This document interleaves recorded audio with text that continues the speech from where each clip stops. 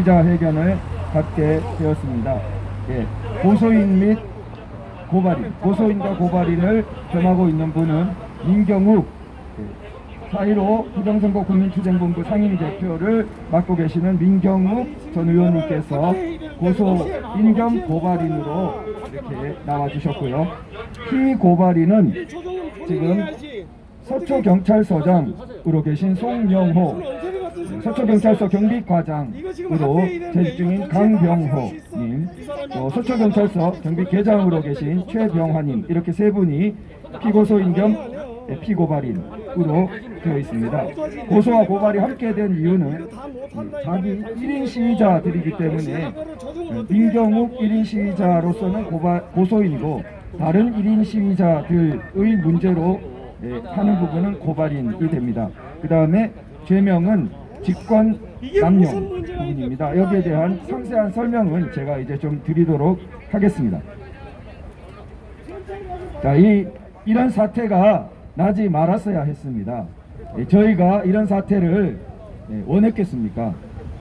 그런데 불구하고 이런 사태까지 이르게 된 것에 심히 유감스러운 뜻을 먼저 표시드립니다. 그래서 저희 고소장 및 고발장 이미 공개되어도 있는데요. 그 부분을 설명드리도록 하겠습니다. 자, 고소 취지는 직권 남용 및 권리 행사 방해인데요. 자, 경찰관 직무집행법에 따른 권한을 행사함에 있어서 이것을 남용했다는 것입니다. 남용이란 것은 권한이 있는 것이지만 그걸 정당한 범위 내에서 행사하지 않고 오히려 정당한 권리 행사를 필요하고 상당한 범위 이상으로 하여서 위법하다는 취지입니다. 그러면 보다 구체적인 고소 고발 사실을 보겠습니다. 사실 많은 분들이 알고 계시지만 여기서 고소 고발되고 있는 사실은 매주간 아마 수십 주간 사실 반복된 일입니다. 그런데 특정을 위해서 가장 최근에 지난주와 지지난주 2주간만을 특정을 위해서 우선 구체적으로 적시했습니다. 그러면 토요일 2시부터 4시까지죠.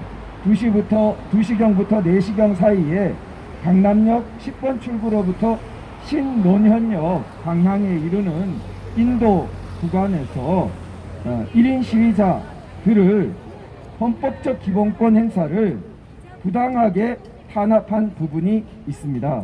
자, 그 구체적인 실행 방법은요. 첫 번째, 민경욱 고소인 겸 고발인과 같은 1인 시위자가 이것보다 더 작습니다. 보통 정말 이 고소장 고발장만한 그 A4 정도 크기의 작은 가방 크기 스피커를 들고, 그 스피커라 해봐야 반경 한 5m 들릴까요? 그런 정도, 5m, 7m 들릴까 싶은 그런 소형 스피커를 가지고 발언합니다. 그런데 그 발언을 하고 있는데 집채만한 트럭을 가져와서 집채만한 트럭에 대형 스피커를 달고 고성능 출력으로, 우리 집회할 때도 그렇게 큰 출력 못 해봤습니다. 늘 데시벨 넘는다고 겁주고 위법하다고 하고 그러기 때문에 그렇게 큰 출력으로 집회 출력 못 해봤습니다. 그런데 아무 거리낌이 없어요. 그러한 집채만한 트럭으로 대형 앰프에 고성능 출력으로 보기만한 소리로 요만큼 들리는 스피커를 쓰고 있는 1인 시위자에게 15m 정도 떨어져서 왕왕거리면서 주요 발언을 할 때마다 불법 집회 해산하라고 그 2시간 사이에 9번 방송한 적도 있습니다. 이런 부분이 1인 시위자에 대한 발언 탄압이 아니면 무엇이겠습니까? 두 번째로, 여러분 이걸 직접 보지 않으신 분은 우리나라가 이렇게 됐나 믿기 어려운 분도 계실 거예요. 이동의 자유를 방해합니다. 이동의 자유를. 우리나라가 언제부터 공산국가가 됐습니까? 이동의 자유를 허가받고 합니까? 그런데 강남역에서 신논현역으로 걸어가는 것 자체를 자꾸 탄압한단 말입니다. 이런저런 조건을 붙여가지고 이렇게 해야 지나갈 수 있다. 아니, 이렇게 해야 지나갈 수 있다라는 발상 자체가 너무나 충격적인 것입니다. 아니, 무슨 테러범입니까? 이렇게 해야 지나갈 수 있다라는 생각을 쉽게 한다는 것 자체가 자유헌법 질서를 무너뜨리는 것입니다. 그래서 어떻게 해야 지나간다 했습니까? 깃발을 내려야 지나간다. 깃발을 숨겨야 지나간다. 피켓을 내려야 지나간다. 아니, 자기의 소지품입니다. 자기의 소지품을 숨겨야 지나간다. 그게 무슨 폭탄입니까? 무슨 위험한 흉기입니까? 그런데 그걸 내려라, 숨겨라, 그래야만 조건부로 지나갈 수 있다. 이런 자체가 우리의 불가침의 개인의 기본적 인권을 탄압하는 것인데 무차별적으로 너무나 많이 행해졌습니다. 거기에 대해서 사실 수십 주간 이의가 왜 없겠습니까? 많은 항의를 하고 많은 이의를 했습니다. 그러나 관철이 됐습니까? 관철이 됐으면 저희가 이 자리까지 왔겠습니까? 여러분, 이 유튜브를 보고 계신 많은 여러분, 저희가 이 자리까지 오게 된 것은 수십 주간에 수천 번의 그런 항의가 묵살되었기 때문에, 그런 항의를 평화적으로 하는 우리의 항의를 들어주지 않았기 때문에. 그럼 어떡합니까? 우리가 무릎 꿇고 빌어야 됩니까? 지나가게 해달라고 빌어야 됩니까? 대한민국이 이동하기 위해서 무릎 꿇고 빌어야 되는 사회가 됐습니까?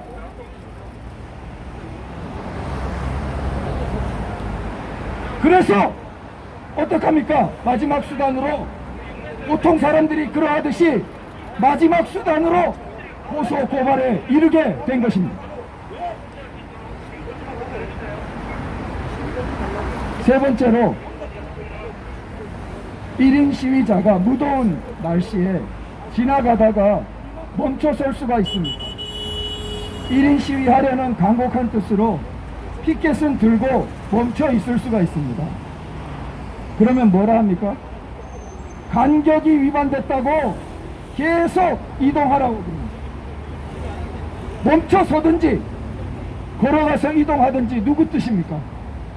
우리나라가 멈춰서고 이동하는 것을 언제부터 경찰이 간섭하게 됐습니까? 이게 그 사람이 공공질서에 너무나 심한 위험을 끼치고 있는 사람이면 모릅니다. 여러분 나와서 보시면 다 아시지만 고령자도 많은 그런 1인 시위자입니다. 그 사람들이 한낮 무더운 낮 걸어 다니다가 1인 시위로 걸어 다니다가 어느 자기가 멈추고 싶은 장소에서 서 있는 것이 그렇게도 허용이 안 된단 말입니까? 그걸 뭐라 그럽니까? 간격 위반이라고 그래요. 그리고 70m 간격이 판례에 있다고 계속 그럽니다.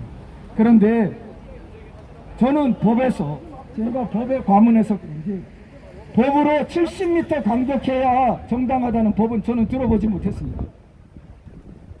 아니, 어느 법에 70m 간격을 두어야만 1인 시위가 허용되고 70m 간격 이내면은 1인 시위가 아니라 불법 집회라는 법조항이 어디에 있기에 무소불위의 권력처럼 그걸 내세워서 70m 아니니까 이동해라. 우리가 수백 번, 수천 번 항의를 했으나 묵살되었기 때문에 이 자리까지 온 것입니다. 저희들은 이제 보다 상위 우리 법 판단기관의 판단을 받고 싶습니다. 과연 이렇게 1인 시위자의 헌법적 기본권을 묵살해도 되는 것인지.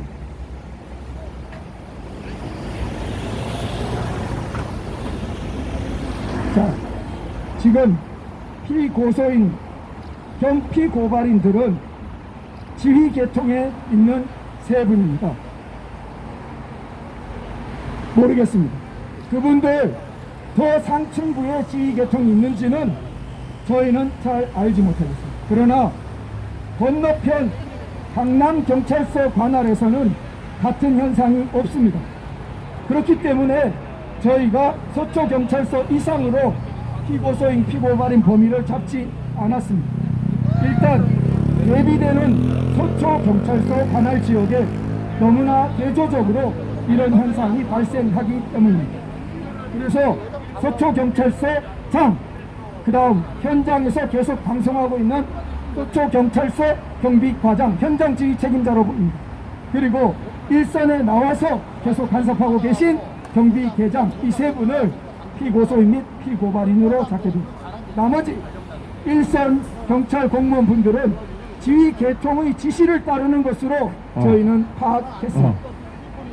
그래서 그 범위를 이렇게 잡게 된 점 설명드린 것입니다. 그 다음 다시 한번 피고소인 및 피고발인들 행위의 위법성에 대해서 살펴보겠습니다. 여러분, 우리 경찰관 분들이라면 너무나 잘 아시는 자랑스러운 구절이 있습니다. 우리 법에 경찰관 직무집행법, 경찰관의 직무집행을 규정한 법입니다. 그 법의 제1조에 그 법의 목적을 서술하고 있습니다. 경찰관 직무집행법 1조 1항이 어떻게 되어 있습니까? 이 법은 국민의 자유와 권리 및 모든 개인이 가지는 불가침의 기본적 인권을 보호하고 사회 공공의 질서를 유지하기 위한 경찰관의 직무 수행에 필요한 사항을 규정함을 목적으로 합니다. 경찰관 뭐 하는 사람이라고 되어 있습니까? 모든 개인이 가지는 불가침의 기본적 인권을 보호하는 사람이라고 되어 있습니다. 1조 1항에 경찰관 뭐 하는 사람이라고 이렇게 되어 있단 말입니다. 1조 2항이 어떻게 되어 있습니까? 이 법에 규정된 경찰관의 직권은 그 직무 수행에 필요한 최소 한도에서 행사되어야 하며 남용되어서는 아니다. 뭐라고 되어 있어요? 필요 최소한에서 행사하라고 되어 있지 않습니까? 양심에 손을 얹고 생각해 보세요. 토요일 서초 경찰서에서 벌인 일들이 필요 최소한에서 한 정도였어요. 우리가 왜 이 자리까지 나오게 됐겠습니까?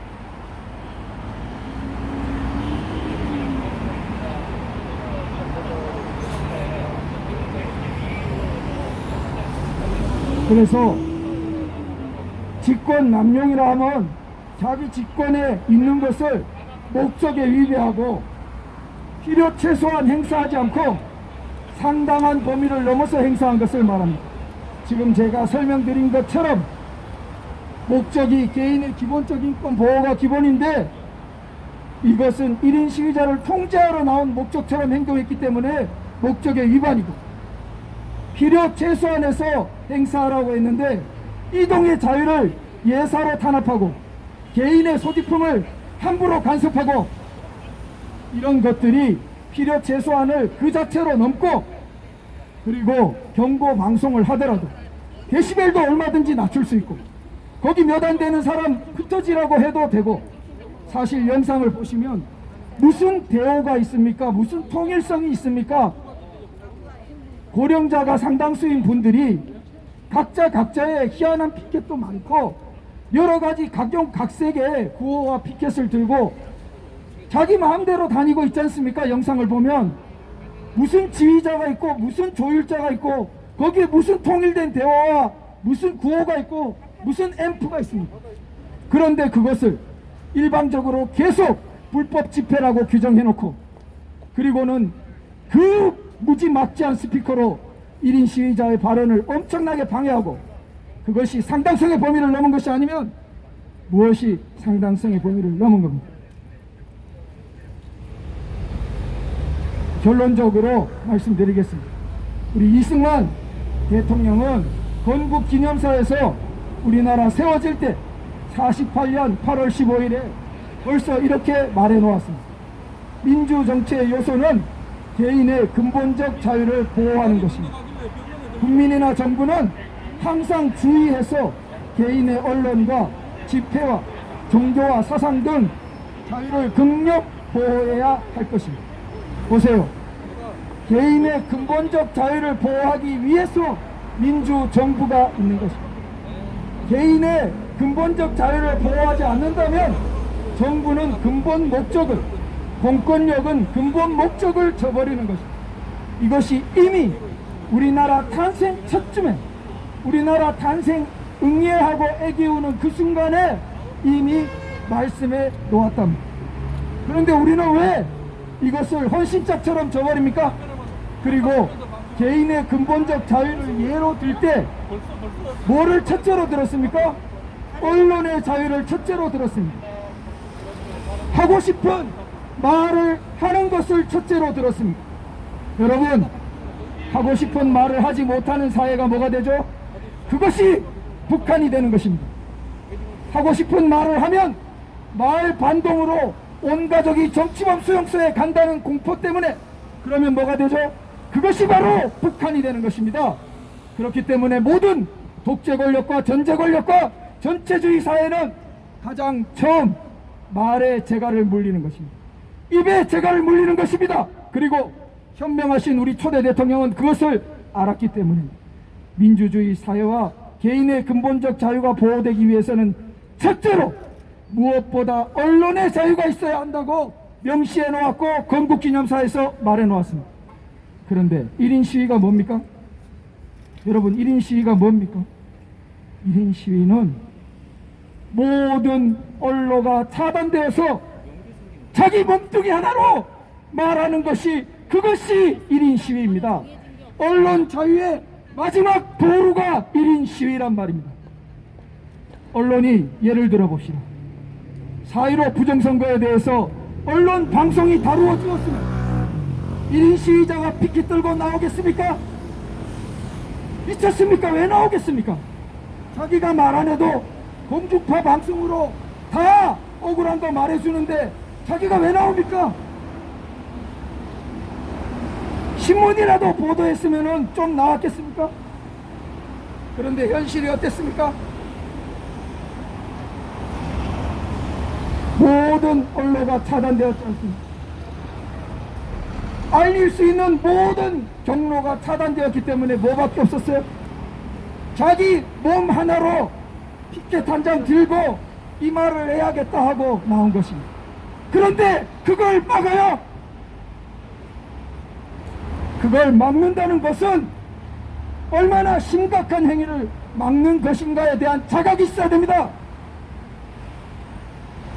어떤 사람이 백방의 노력을 했습니다. 하다 모든 것이 막혀서 기자 한 사람을 찾아갔습니다. 혹은 경찰 한 사람을 찾아갔습니다. 경찰이라 하죠. 너무나 억울한 일을 당했는데 세상에 아무도 이 억울함을 풀어주지 못하고 모든 곳에서 좌절됐습니다.